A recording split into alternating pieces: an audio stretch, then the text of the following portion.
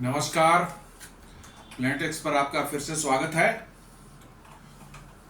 और planet x पर को आप चैनल को सब्सक्राइब करें,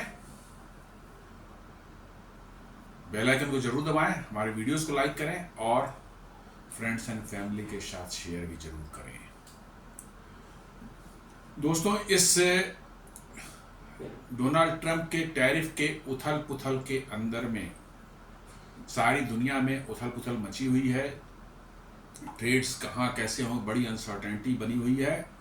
बट इन अनसर्टेनिटी के बीच में ही जो एक रिपोर्ट पर निकल कर आई है भारत की इकोनॉमी से रिलेटेड, वो बड़ा ही मतलब कि जो है आश्चर्यचकित कर रहा है सारी दुनिया को भी और भारत में ही बैठे बहुत से लोगों को। ये रिपोर्ट क्या है? ये कहती है रिपोर्ट ये कि India's current account deficit projected at 0.9% of GDP in financial year 26 despite US tariffs. मतलब कि अभी 25-26 का जो फाइनेंशियल ईयर हो रहा है, चल रहा है, इसमें बता रहा है ये रिपोर्ट कि भारत की जो करंट अकाउंट डेफिसिट जो है वो 0.9% जीडीपी की सिर्फ इतनी ही रहेगी, जबकि लोगों का ये प्रोजेक्शन था कि ये जीडीपी जो है, करंट अकाउंट डेफिसिट जो है, ये 1.5% ऑफ जीडीपी तक जा सकती है।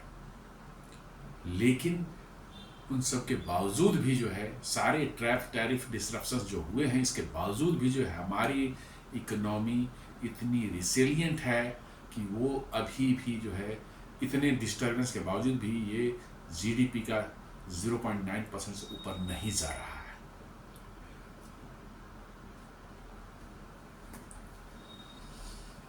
ये रिपोर्ट बोलती है India's current account deficit CAD is expected to remain below 1% of GDP in the current financial year despite the higher tariffs imposed by US President Donald Trump on Indian goods. Current account deficit वो कहते हैं कि जो आप export करते हैं और आप जो इंपोर्ट करते हैं, यदि इंपोर्ट ज्यादा करते हैं और एक्सपोर्ट कम करते हैं तो जो गैप होता है दोनों में, उसी को करंट अकाउंट डेफिसिट बोलते हैं। यदि एक्सपोर्ट ज्यादा करते हैं और आप इंपोर्ट कम करते हैं तो वो करंट अकाउंट सरप्लस होता है। तो बहुत ज्यादा डेफिसिट होना जो है वो आपकी इकोनॉमी को अच्छा नहीं माना जाता किसी इकोनॉमी के लिए, क्योंकि आपकी फॉरेन करेंसी रिजर्व लगातार जो है उससे प्रेशर में रहेगी, नीचे जाती जा सकती है। लेकिन इन सब के बावजूद भी, क्योंकि डोनाल्ड ट्रंप की टैरिफ से जो है भारत की एक्सपोर्ट्स प्रभावित हो सकते हैं, ऐसा एक्सपर्ट्स का मानना, और होंगे भी, इसमें कोई ऐसी बात नहीं है, लेकिन उसके बावजूद भी कह रहा है कि करंट अकाउंट डेफिसिट जो है वो 0.9% ऑफ जीडीपी से ऊपर नहीं जाएगा। ये बहुत बड़ी खबर है, मैं कह रहा हूं बहुत बड़ी खबर है। भारतीय इकोनॉमी ये दिखा रही है ये रिपोर्ट कि कितनी रिसिलियंट है। आप कुछ भी कर लें इसको डिसरप्ट करने के लिए, ये होने वाला नहीं है डिसरप्ट ज़्यादा। और इसके कारण क्या है वो मैं बार बार बोलता रहा हूं, फिर अभी बात करेंगे उस पर। करंट केयर एज करके एक संस्था है जो फाइनेंशियल रिसर्च करती है दुनिया में, वो रेटिंग, केयर एज रेटिंग उसका नाम है। केयर एज रेटिंग की रिपोर्ट जो बोलती है, the rating agency has projected current account deficit at 0.9% of finance GDP of financial year 26। तो 26 बोलते हैं, 25-26 जो भी चला है फाइनेंशियल ईयर उसको, citing India's domestic driven economy and relatively low goods export share to the US, around 2% of GDP, as factors providing cushion against tariff impact। ये कह रहा है कि दो चीजों पर जो है कारण जो है हम पर ज्यादा असर नहीं पड़ रहा है। एक तो है कि हमारी जो है इकोनॉमी जो है वो लार्जली वो डोमेस्टिक कंजम्पशन पर बेस्ड है, एक्सपोर्ट पर बेस्ड नहीं है, वो डोमेस्टिक कंजम्पशन पर बेस्ड है। जैसा मैंने पहले भी कई बार बता चुका हूं, हम लोग जितना भी प्रोडक्शन करते हैं अपने देश में, गुड्स एंड सर्विसेज जो भी है, उनके 65% अपने देश में ही कंज्यूम कर जाते हैं। अपनी इतनी बड़ी हमारी पॉपुलेशन है और इतना बड़ी हमारा मतलब कि जो है ये है, क्या कहते हैं, लोगों का एस्पिरेशन है, मिडिल क्लास है, कि हम जो कुछ भी बनाते हैं उसका 65% खुद कंज्यूम कर जाते हैं और एक रिपोर्ट बता रही थी कि 2030 तक जो है ये 65% जो इंटरनल कंजम्पशन है ये बढ़ के शायद 70 या 72% तक चला जाए। उसके बाद तो समझ लीजिए कि दुनिया वर्चुअली आपको कुछ भी कर ले, आपकी इकोनॉमी इधर से उधर हिल नहीं सकती। और यही कारण आप देखेंगे सन 2000 में जो .com बबल हुआ था, और फिर 2008 में जो अमेरिका में लेहमैन ब्रदर्स क्रेडिट क्राइसिस जो हुई थी, मॉर्गेज क्राइसिस हुई थी, उसके बाद पूरी दुनिया हिल गई थी, सभी बड़े बड़े बैंक्स तबाह हो गए थे। भारत में कुछ पता ही नहीं चला, कुछ पता ही नहीं चला भारत में कि दुनिया में कोई फाइनेंशियल क्राइसिस चल रही है या किसी तरह की जो है मंदी है, कुछ नहीं पता चला।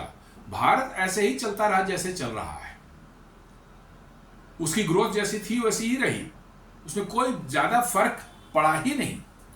ये ओनली बिकॉज का डोमेस्टिक कंजम्पशन आपका बड़ा जबरदस्त है। और हम सिर्फ यूएस को जो एक्सपोर्ट करते हैं अपने जीडीपी से भी कंपेयर करें तो जीडीपी का सिर्फ 2% ही हम यूएस को एक्सपोर्ट करते हैं। और ये दो ऐसे फैक्टर्स हैं जो टैरिफ डोनाल्ड ट्रंप बढ़ा दें, 50% बढ़ा दे, 1000% कर दे, 5000% कर दे, भारत की इकोनॉमी को बहुत ज्यादा नहीं हिला सकते। चाइना को हिला सकते हैं लेकिन भारत को नहीं हिला सकते, क्योंकि हम डिपेंडेंट हैं इंटरनल कंजम्पशन पर। एक्सटर्नल कंजम्पशन हमारे लिए बहुत ज्यादा वो नहीं है। Despite the challenges from higher US tariff, the report outlined that these factors should help India keeps its CAD current account deficit within manageable levels this year. यही करा कि दो फैक्टर्स जो ऊपर बताए गए हैं, इंटरनल कंजम्पशन और ओनली 2% ऑफ जीडीपी जो है हम यूएस को एक्सपोर्ट करते हैं, ये दो फैक्टर भारत को, ये टैरिफ ट्रंप जो लगा रहे हैं उससे भारत को इंसुलेट करके रखती है, बचा के रखती है।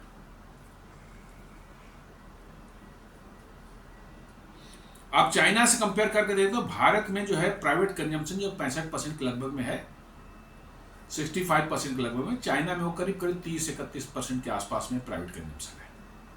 मतलब कि जो मैक्सिमम जो है वो बाहर जाती है। गवर्नमेंट कंजम्पशन जो है वो भारत में करीब 10% है, चाइना में करीब 16% है। मतलब हमारा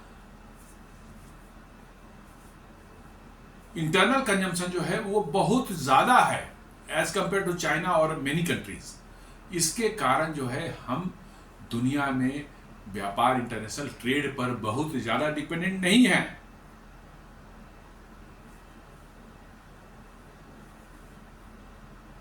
तो इन चीजों से जो है क्या होता है कि आपकी इकोनॉमी को एक ऐसा मजबूत आधार मिल जाता है कि दुनिया में डिस्टर्बेंस कुछ भी हो, हमारे यहाँ तो लोग खरीदारी कर ही रहे हैं सामानों की, इसलिए प्रोडक्शन चलता रहता है, बनता रहता है। थोड़ा बहुत कमी आ जाएगा, मान लिया थोड़ी तो कमी आएगी, ऐसा कुछ नहीं है। आपकी जीडीपी ग्रोथ जो है 6.5% हो सकता है 6% हो जाए, 5.5% भी हो जाए, लेकिन ऐसा नहीं होगा कि 6.5% से 8% आ जाए या 1.5% आ जाए, नहीं, ऐसा नहीं होगा। लेकिन चाइना वगैरह के साथ यही है, यदि एक्सपोर्ट गिर जाए तो उनकी जीडीपी 2-3% सीधे धड़ाम से गिरती है। क्यों? इंटरनल कंजम्पशन नहीं है। इंटरनल कंजम्पशन साफ बताता है कि डिस्पाइट ऑफ कि पर कैपिटा जीडीपी आपका चाइना से कम है, लेकिन समृद्धि लोगों में जो है ना, लोगों में एक का जीवन स्तर जो है और कंज्यूम करने की पावर जो है वहां के चाइना के लोगों से ज्यादा है। इसलिए आपकी इंडस्ट्रीज, आपके सर्विसेज वाले जो कंपनीज हैं, ये सब डिपेंडेंट बहुत ज्यादा नहीं है कि बाहर दुनिया से ऑर्डर नहीं मिलेगा तो हमारा दाल रोटी नहीं चलेगा। नहीं, ऐसा नहीं है। उनको दाल रोटी चलती रहेगी भारत के लोगों से। दाल रोटी पर थोड़ा बाहर से आ जाएगा तो टॉपिंग सुपर से हो जा सकती है एक्सपोर्ट से जो है, तो एक्सपोर्ट्स वर्चुअली आपके लिए टॉपिंग्स जैसा ही है। ठीक है, हम एक्सपोर्ट बढ़ाने की जरूर कोशिश कर रहे हैं और बढ़ना भी चाहिए, लेकिन इंटरनल कंजम्पशन हमारा मेन स्टे है, हमारे इकोनॉमी की रीढ़ है, और यही भारत की मजबूती है। और दुनिया को इसी से कष्ट है कि भाई कुछ भी कर लो, इसकी इकोनॉमी कुछ होती ही नहीं है, दाएं बाएं होती ही नहीं है, चल रही, थोड़ा बहुत माइनर इधर उधर एडजस्टमेंट हो गया। आप देख लें इतने टैरिफ के हुए हैं। अब शेयर बाजार के ट्रेंड को देख लें, शेयर बाजार एकदम बिल्कुल माइनर करेक्शंस कुछ हुए हैं, किस दिन बढ़ जाता है, किस दिन थोड़ा सा नीचे आता है, किस दिन थोड़ा सा ऊपर आता है। It is stable. क्यों? फॉरेन इंस्टीट्यूशनल इन्वेस्टर्स या फॉरेन पोर्टफोलियो इन्वेस्टर्स जो है, अब उनका डोमिनेंस भारत के शेयर मार्केट में नहीं रह गया है। They are in minority. पहले वो मेजॉरिटी में होते थे, और जब वो पैसा डालते थे भारत का शेयर मार्केट बढ़ता था, जब वो निकाल के ले जाते थे भारत का शेयर मार्केट धड़ाम से गिरता था। आज छोटे छोटे रिटेल इन्वेस्टर्स इतनी बड़ी संख्या में आ गए हैं शेयर मार्केट में कि उनके इन्वेस्टमेंट की बदौलत जो है आपका शेयर मार्केट स्टेबल है, टिका हुआ है। 2020 के पहले आप देख लें, सिर्फ 4 करोड़ जो है डीमैट अकाउंट्स थे भारत के अंदर में। आज 2025 में 12 करोड़ से ऊपर डीमैट अकाउंट भारत में चलते हैं। छोटे छोटे लोग भी जो है 50,000, 1 लाख, 2 लाख रुपए लेकर के भी मार्केट में अपना पैसा शेयर्स में लगा रखे हैं। उनको डिविडेंड भी मिलता है, कमाई भी हो रही है, और लोग ये निश्चिंत है, ठीक है आज हमारा शेयर जो है थोड़ा नीचे गया है, लेकिन बट हम रखेंगे इसको, 6 महीने रखेंगे, 1 साल रखेंगे, ये हमको प्रॉफिट देगा। और धीरे धीरे भारत के जैसे छोटे इन्वेस्टर्स ने शेयर मार्केट को कैप्चर करना शुरू किया है। फॉरेन पोर्टफोलियो इन्वेस्टर FII जो कि पक्के तौर पर अपॉर्चुनिस्ट होते हैं, आज लगाया कल शेयर उनका देखा बढ़ गया, सीधे निकाल के भाग जाते हैं और मार्केट को जो है नीचे गिरा देते हैं, या कई बार जानबूझ के नीचे गिराते हैं कि उस शेयर्स को जो है पहले शेयर्स को उठाएंगे, ऊपर फिर उनको प्रॉफिट दिखेगा, खूब धड़ल्ले से बेचते हैं, और फिर उसको धड़ल्ले से बेचने का नीचे गिरता है, और नीचे गिरने के बाद फिर वो उठाते हैं, खरीदते हैं, ताकि ये जब जितनी बार चढ़ाएंगे ऊपर में प्रॉफिट लेंगे, फिर गिरा करके जो है उसको फिर से नीचे खरीद के ऊपर ले जाएंगे। यही धंधा चलता था। अब वो धंधेबाजी काफी हद तक उस पर लगाम लग चुकी है। अब उनके पैसे निकालने से भारतीय बाजार जो है नहीं गिर रहा है, और यही चिंता जो है ना, मैं बता रहा हूं, यही चिंता पूरे दुनिया को खाए जा रही है कि भारत कैसे धीरे धीरे धीरे धीरे जो है स्टेबल होता जा रहा है, उसका मार्केट भी स्टेबल होता जा रहा है, उसकी इकोनॉमी स्टेबल होती जा रही है। हम लोग कुछ भी सैंक्शन लगा दें, कुछ भी उस पर प्रतिबंध लगा दें, कुछ भी नहीं हो रहा, उसको वो चलते ही बढ़ते ही जा रहा है। That is the problem of the world today.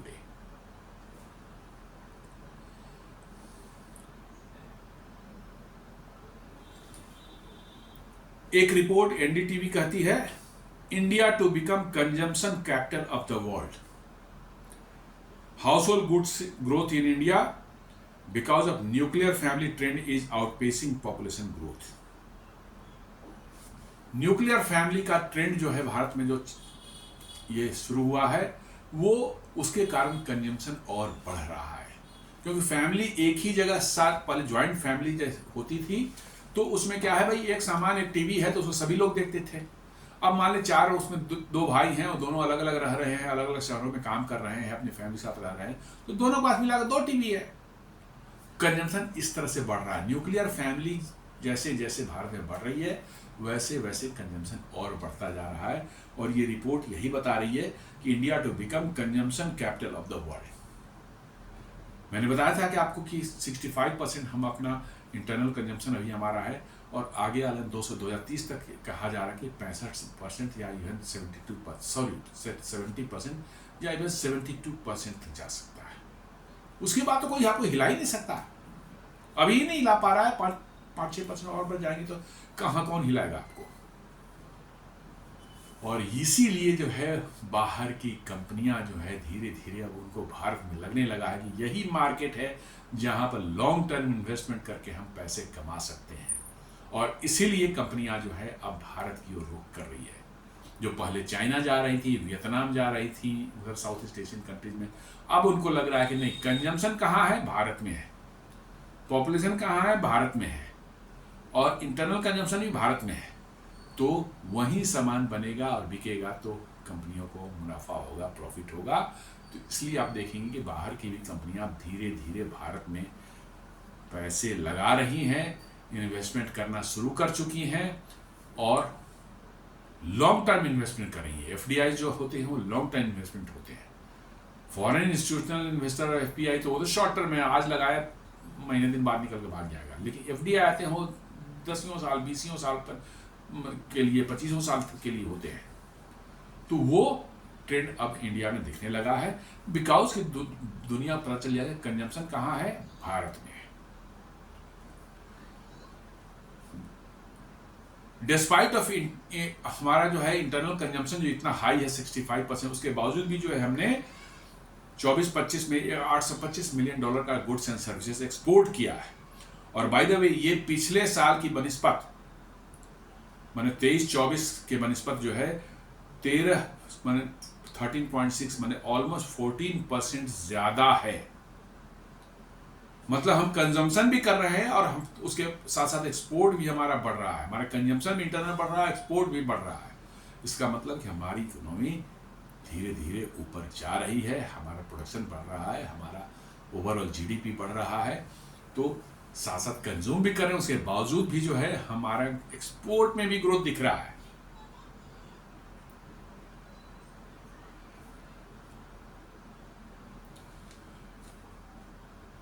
India export to US which account for 19.8% of India total exports. India का अभी भी सबसे ज्यादा एक्सपोर्ट जो होता है वो यूएस में ही होता है, 19.8% है। Grew 22% year on year in the first quarter of 26। मतलब कि जो है पहला क्वार्टर जो है अप्रैल मई जून जो है हमारा होता है, डिस्पाइट ऑफ की जो है डोनाल्ड ट्रम्प ने टैरिफ वैरिफ सब अनाउंस कर दिया, उसके बावजूद भी जो है हमारा 22% जो एक्सपोर्ट जो है अमेरिका को बढ़ चुका है, driven largely bye electronic goods. एक नया फिनोमेना पिछले 2 साल से शुरू हुआ है, इंडिया से आईफोन का एक्सपोर्ट होना।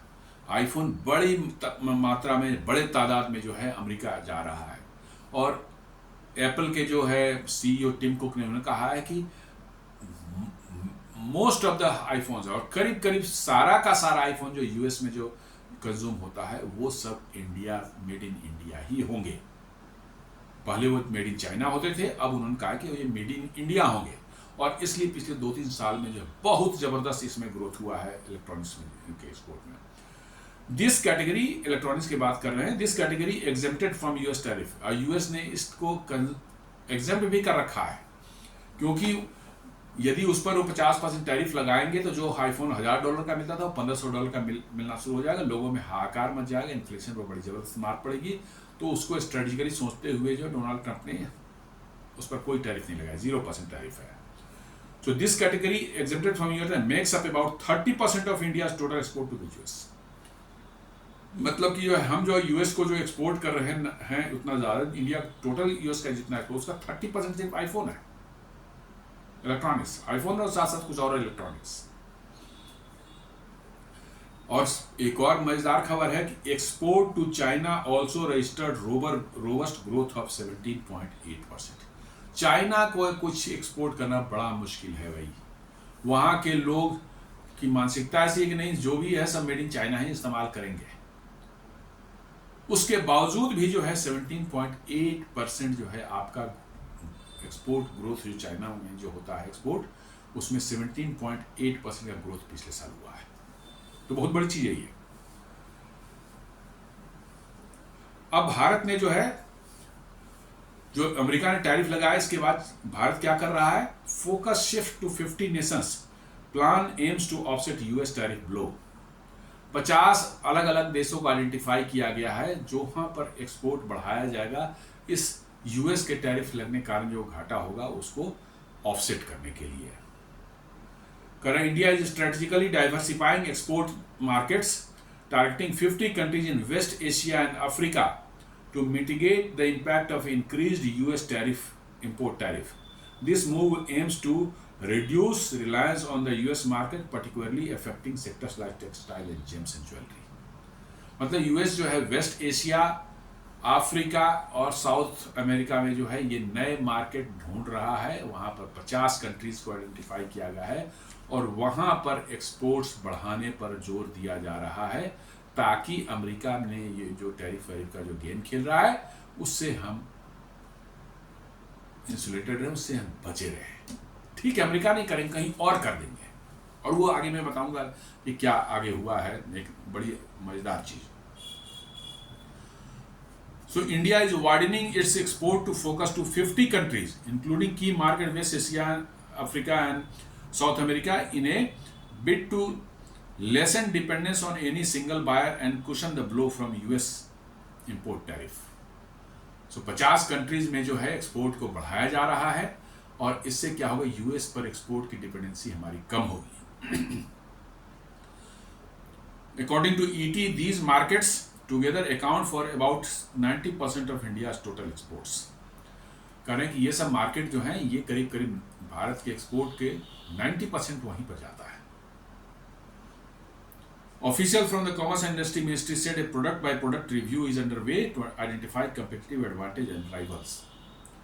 हर एक एक प्रोडक्ट को उठा के उसको एनालाइज किया जा रहा है कि कहाँ पर ये इसका डिमांड हो सकती है और हमारे राइवल्स कौन कौन से हैं इस क्षेत्र में जो है उनसे कैसे हम निपट सकते हैं दूसरे. मैंने इतनी डिटेल एनालिसिस की जा रही है और तब हमारा एक्सपोर्ट्स जो है बढ़ेगा इन देशों 50 देशों में. तो अमेरिका पर ऐसे भी हमारी डिपेंडेंस अभी भी कम है और कम हो जाएगी. साथ साथ इस साल के लिए अगले साल के लिए से तो एक 20 हजार करोड़ का एक अलग गवर्नमेंट ने एक्सपोर्ट प्रमोशन के लिए जो एक फंड बनाया है 20,000 बजटरी सपोर्ट के साथ. वो अगले साल से चालू होगा, अगले फाइनेंशियल ईयर में चालू होगा. लेकिन इस साल बचे हुए जो महीने हैं, इस साल के 6-7 महीने जो हैं, 8 महीने जो कह सकते हैं, उसमें गवर्नमेंट ने एक 2250 करोड़ की एक्सपोर्ट प्रमोशन मिशन जो है लॉन्च कर दिया है. इससे जो है एक्सपोर्टर्स को जो है डिफरेंट सुविधाएं दी जाएंगी, डिफरेंट इंसेंटिव दिए जाएंगे ताकि उनका एक्सपोर्ट प्रभावित न हो. उनको किसी अमेरिका को बेचते थे किसी और देश में बेचने के लिए जो है कुछ वहाँ सेमिनार लगाने हैं, कुछ मतलब रोड शो करने हैं या कुछ और भी इस तरह के जो है प्रोग्राम्स करने हैं जिसमें कुछ खर्चे होंगे तो वो एम्बेसी के थ्रू जो भारत की सरकार वहाँ कर सकती है और उनके एक्सपोर्ट्स को वहाँ प्रमोट किया जाएगा उन देशों में ताकि उनको इसको इन्होंने नाम दिया providing state financial Niryat Protsahan and driving international holistic market access. Niryat Disha इसको बोलते हैं. ये इस फंड का नाम दिया गया है और ये इस साल के लिए, अगले साल से वो बढ़ के 20,000 करोड़ हो जाएगा. उस 20,000 करोड़ को से जो है एक्सपोर्ट प्रमोशन के काम किए जाएंगे. साथ साथ भारत जो है FTA कर रहा है. किससे? यूके से कर लिया है, EU से अब करने वाला है. एक EU के दायरे के अंदर में ही एक 4 देशों का समूह है EFTA, European free trade association, जिसमें स्विट्जरलैंड, नॉर्वे है, आइसलैंड है और एक और छोटा सा कंट्री है. इन चारों का वो बहुत बड़ा समूह है, स्विट्जरलैंड में सबसे बड़ा है. इनके साथ भारत ने ऑलरेडी कर चुका है. 1 अक्टूबर से वो चालू हो रहा है. यूके से ऑलरेडी हो चुका है. यूरोपियन यूनियन से इस साल के अंत तक जो है आपका हो जाने की उम्मीद है. तो आप समझ लें कि अमेरिका रहे अपनी जगह पर, हमें मार्केट मिल जाए तो अमेरिका को भेजना क्यों है भाई? हम यूरोप को भेजेंगे. कोई कस्टमर का चेहरा देख के हमें थोड़े बेचना है भाई. हमें जो भी कस्टमर मिल जाएंगे उनको बेचेंगे. ऐसा थोड़ी कि अमेरिका का चेहरा अच्छा है उसी को बेचना था, ऐसा भी है दूसरे का चेहरा अच्छा नहीं लग रहा नहीं बेचेंगे. ऐसा तो नहीं होता बिजनेस में. तो वो ऑलरेडी हो रहा है. इसलिए अमेरिका ने जो टैरिफ लगाया है उसके इम्पैक्ट्स जो है लोग कह रहे हैं कि ये सब जो स्टेप्स गवर्नमेंट ऑफ इंडिया उठा रही है उसके बहुत ही मिनिमल इफेक्ट होंगे. कुछ होंगे लेकिन मिनिमल होंगे. इंडिया ने एक ओमान के साथ भी India concludes trade deal negotiation with Oman. Date of economic partnership agreement remains unrevealed. एक ओमान के साथ भी उन्होंने इकोनॉमिक पार्टनरशिप का जो है ट्रेड एग्रीमेंट जो है किया है. डेट अभी नहीं बताया गया है, उन्होंने इसको डिस्क्लोज किया है, लेकिन ओमान के साथ भी हो चुका है. तो अब तो आपके पास हो ही है, सब मार्केट अपने आप खुलते जा रहे हैं. और अभी मैं बता रहा हूँ कैसे ओमान ने अभी भारत का तेल खरीदा है. और साथ साथ जो भारत में भी अब सुगबुगाहट होने लगी है बॉयकॉट अमेरिकन गुड्स की.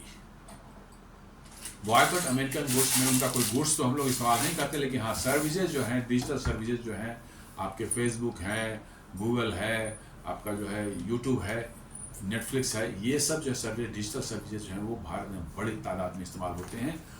उस पर यदि चपत लगी अमेरिका को तो समझिए कि अमेरिका की चीख निकल जाएगी. मैं बता रहा हूँ चाइना घुसने नहीं देता इनके प्रोडक्ट को, वहाँ पर चलती ही नहीं. वहाँ पर सबसे बड़ा इन सभी डिजिटल सर्विसेज का कंज्यूमर कौन है? भारत.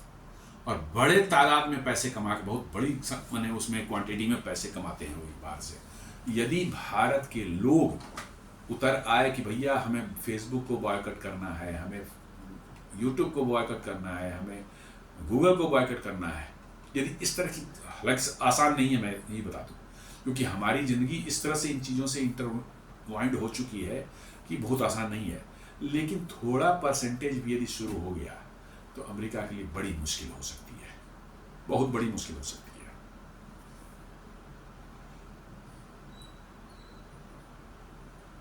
एक और साथ में अब मैं न्यूज़ में बता रहा, मैं डिस्कस कर लेते हैं, छोटा सा न्यूज़ है।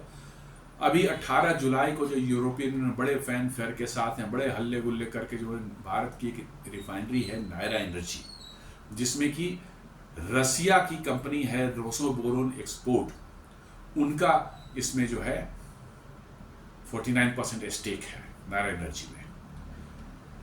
उस रिफाइनरी पर उन्होंने बैन लगाया और कहा कि हम जनवरी 6 महीने बाद, जनवरी 18 जनवरी से जो है हम इसका तेल लेना बंद करेंगे, इस पर हम तेल नहीं लेंगे इससे। बड़ी अच्छी बात है, लेकिन अब आगे क्या हुआ है। First time since 2000, times of India के न्यूज है, first time since 2021 faced with EU sanctions to Russia और EU sanction on Russian oil, India's Naira Energy ships diesel cargo to China. लीजिए अब तमाशा शुरू हो गया।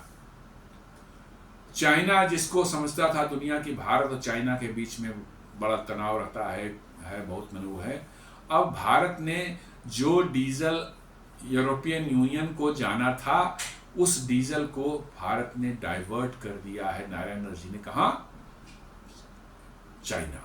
और ये 2021 के बाद पहली बार, 4 साल बाद पहली बार ये हो रहा है ऐसा।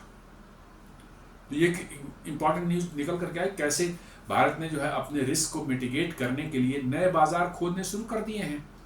यूरोपियन यूनियन नहीं लेगा, चाइना तो लेगा, चाइना कोई मुफ्त में थोड़ी लेगा, वो भी पैसे देगा हमें।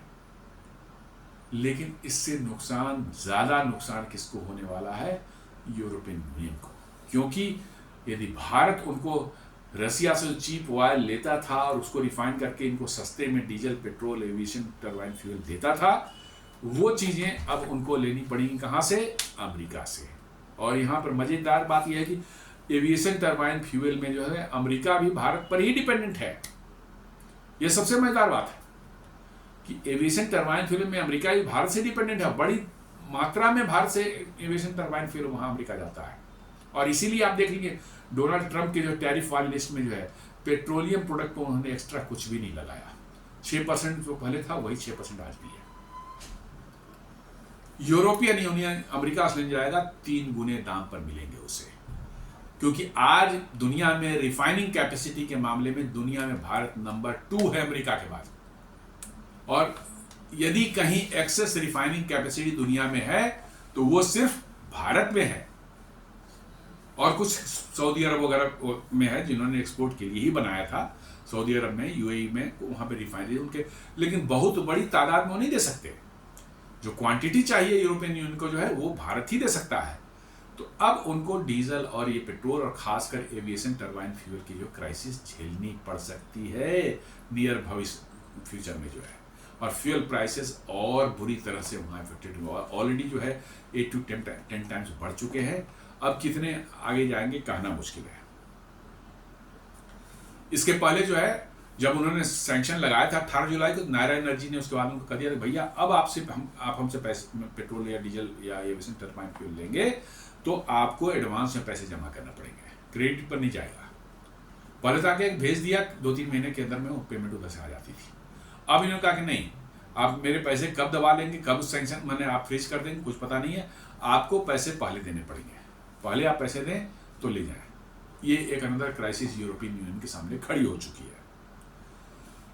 बैकग्राउंड जैसा आपको बता ही दिया मैंने कि 18 जुलाई को जो है यूरोपियन यूनियन ने सैंक्शन किया था नायरा एनर्जी को, कहा था कि इससे जो है रशिया का इसमें इन्वेस्टमेंट है, इसलिए जो है हम इससे तेल नहीं लेंगे। और ये हम मतलब कि जो है 18 जनवरी से तेल लेना बंद कर देंगे इससे। These sanctions banned the export of refined products derived from Russian crude to the European Union, along with financial, shipping and insurance restrictions. मतलब कि वो उस पर इंश्योरेंस के रिस्ट्रिक्शन भी लगाने वाले थे, फिनेंशियल रिस्ट्रिक्शन भी लगाने वाले थे, शिपिंग वगैरह पर कुछ करने वाले थे। अब तमाशा हो गया कि नायरा एनर्जी ने कहा कि आपसे हमको तेल बेचना ही नहीं है, हम रसिया से अपना मंगाएंगे और उसकी दूसरे किसी कंट्री में भेजेंगे, क्या दिक्कत है। जहां तक इंश्योरेंस, शिप्स के इंश्योरेंस की बात है, भारत ने ऑलरेडी यहाँ कर दिया कि भैया शिपिंग इंश्योरेंस का भारत में एक मैंने व्यवस्था शुरू हो रही है। अब हमको यूरोप जाने, अपने शिप्स जो आते आते हैं उनको इंश्योर करने के यूरोप जाने की जरूरत नहीं है, हम लोग भारत में ही उसको कर लेंगे। तो ये भी एक उनका जो है, और ऑलरेडी भारत ने जो है पता नहीं कितना $150 बिलियन का कुछ प्रोग्राम बनाया है, जिसमें कि 250 के लगभग में शिप्स जो है, डिफरेंट कैटेगरी कार्गो शिप जो है, उसमें क्रूड ऑयल कंटेनर्स वगैरह भी होंगे। इन सबों को भारत में बनाया जाएगा या बाहर से दुनिया से बनवा के मंगाया जाएगा। मैंने भारत की अपनी फ्लीट होगी, तो फिर यूरोपियन के फ्लीट की जरूरत ही नहीं है, इंश्योरेंस भी हमारा अपना होगा, फिर आप क्या कर लोगे भाई। तो ये सब चीज़ें हो रही हैं, बड़ी तेज़ी से हो रही हैं, और ये सब चीज़ें जो हैं अल्टीमेटली जो यूरोपियन यूनियन का तो दिवाला निकालने वाला है। नायरा से जो है, मैं कैसे इन्होंने डाइवर्ट किया, नायरा से जो 3 शिफ्ट जो है निकली थी, एक एलोरा नाम की शिप थी जिसमें 4,72,000 बैरल्स ऑफ जेट फ्यूल था।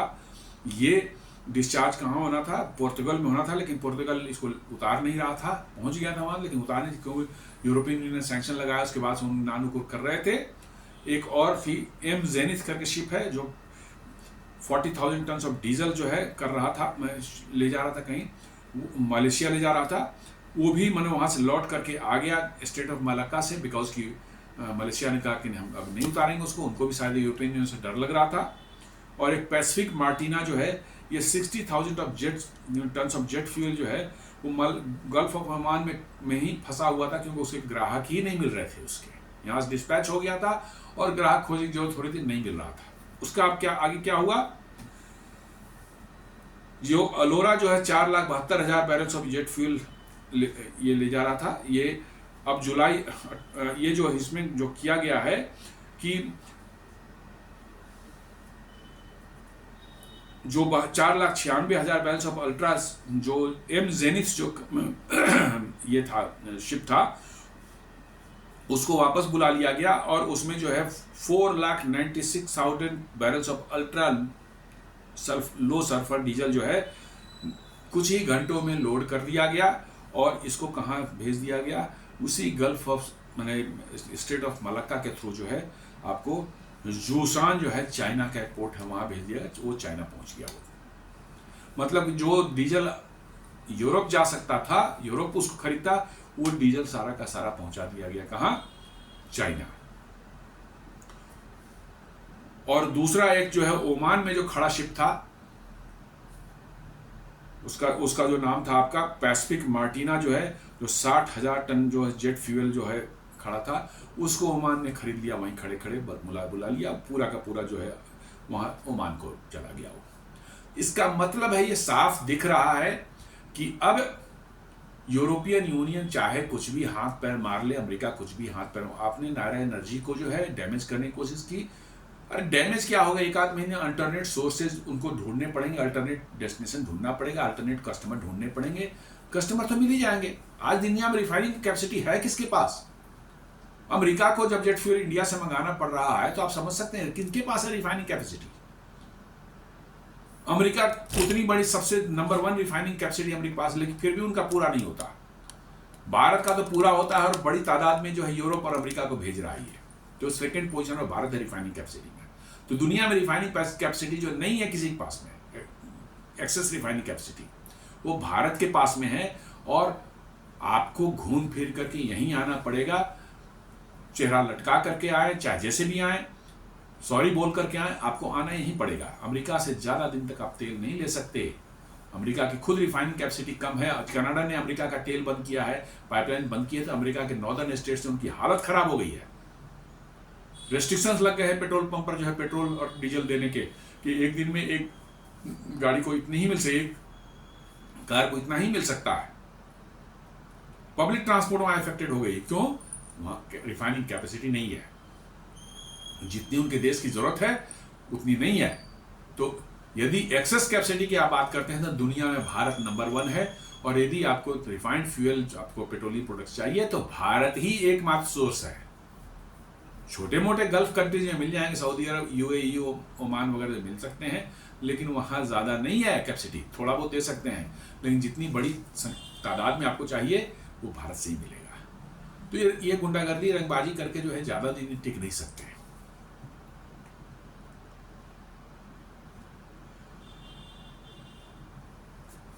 तो ये सब कुछ बता रहा है कि आफ्टर ऑल क्या इसका इन सबों का मतलब है कि भाई डीजल एक्सपोर्ट चाइना करे, मैं यूरोपियन यूनियन को धता बताया कि तुम नहीं लोगे तो ऐसा नहीं कि मेरा माल नहीं बिके, मेरे माल बिकने के बाजार दुनिया में है। ये एक मैसेज गया है। डोमेस्टिक रिलायंस नायरा कर रही भैया अब हम डोमेस्टिक, पहले मोस्टली जो इसके ऑयल प्रोडक्ट्स जो है बाहर जाते थे, अब उसने डोमेस्टिक कंजम्पशन में भी बोला कि डोमेस्टिक मार्केट में भी कि हम अपने कुछ प्रोडक्ट्स को थोड़ा बहुत यहाँ भी भेजेंगे करेंगे, ताकि उसकी बैलेंसिंग हो जाए। सिग्नल ऑफ रिसिलियंस है, साफ दिखा रहा है कि डिस्पाइट आपने सैंक्शन लगा, सब कुछ लगा, नायरा एनर्जी ने जो है अपना रास्ता ढूंढ लिया है। मतलब भारत की कंपनियों पर आप नहीं इस तरह से दबाव डाल सकते और उनको ब्लैकमेल नहीं कर सकते। और साथ साथ जो है चाइना कार्ड खेल करके भारत ने एक मैसेज दिया यूरोप को कि भाई ठीक है, आप तो चाइना से लड़ रहे हैं, अमेरिका को भी मैसेज दिया चाइना से लड़ रहे हैं, लो चाइना को ही हम दे रहे हैं, डीजल दे रहे हैं, हमारे चाइना से ही धंधे चलेंगे, क्या करना है, क्या दिक्कत है, चाइना को ही देंगे। तो ये एक मैसेजिंग है यूरोप को और वेस्टर्न वर्ल्ड को। ये India is redirecting EU bound diesel to Africa and Asia where there is a higher margin demand. माने अब जो है अफ्रीका एंड एशिया के अलग अलग पार्ट्स को जो है भारत अपने जो है पेट्रोलियम प्रोडक्ट्स को रीडायरेक्ट कर रहा है, वहां पर यूरोपियन यूनियन से भी बेहतर प्राइस मिल रहे हैं। यूरोपियन यूनियन का तो कुछ हम डिस्काउंट दे रहे थे क्योंकि बल्क में खरीद रहे थे, यहाँ थोड़ा कम क्वांटिटी, हर देश थोड़ा कम लेगा, लेकिन हमें मार्जिन उसमें ज़्यादा मिलेगा। तो हो सकता है कि ये नायरा एनर्जी जो एक्सपोर्ट करती है इसकी प्रॉफिटेबिलिटी बढ़ जाए अगले 1 सालों में, जो है नए मार्केट मिलने के कारण जो है। तो इस तरह से जो है हम अपने इकोनॉमी को, हमारे जो दुनिया में हम पर जो परेशानियां पैदा कर रही हैं यूरोपियन यूनियन और ये अमेरिका, उससे बचने के रास्ते बड़े सही ढंग से खोजे जा रहे हैं और इसमें हमें सफलता भी मिल रही है। तो दोस्तों ये छोटा सा एक विश्लेषण था आज कैसे भारत की इकोनॉमी जो है आगे बढ़ रही है और इतनी ट्रबल दुनिया में हो रही है टैरिफ वैरिफ सबको लेकर के, इसके बावजूद भी जो हम कितने स्टेबल हैं, कितने रिसिलियंट हैं, इस पर जो एक छोटा सा वीडियो बनाया था। उम्मीद करता हूँ वीडियो आपको पसंद आया होगा। इसे लाइक करें, फ्रेंड्स एंड फैमिली के साथ शेयर करें, हमारे चैनल को सब्सक्राइब करें और बेल आइकन दबाना बिल्कुल नहीं भूलें। धन्यवाद।